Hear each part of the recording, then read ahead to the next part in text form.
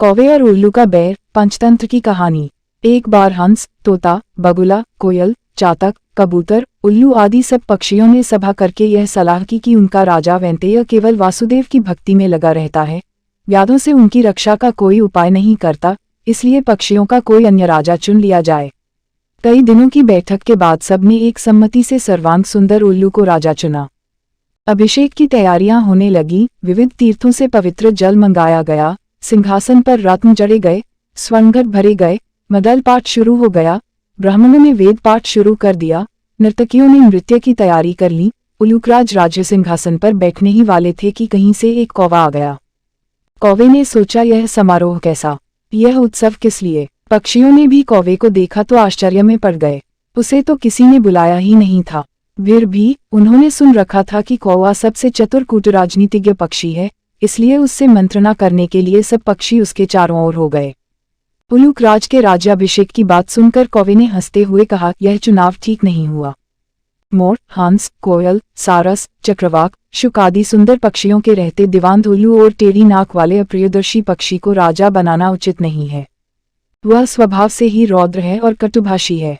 फिर अभी तो वैंतेय राजा बैठा है, एक राजा के रहते दूसरे को राज्यासन देना विनाशक है। पृथ्वी पर एक ही सूर्य होता है, वही अपनी आभा से सारे संसार को प्रकाशित कर देता है। एक से अधिक सूर्य होने पर प्रलय हो जाती है। प्रलय में बहुत से सूर्य निकल जाते हैं, उनसे संसार में विपत्ति ही आती है, कल्याण नहीं होता। राजा एक ही होता है, उसके नाम कीर्तन से ही काम बन जाते हैं।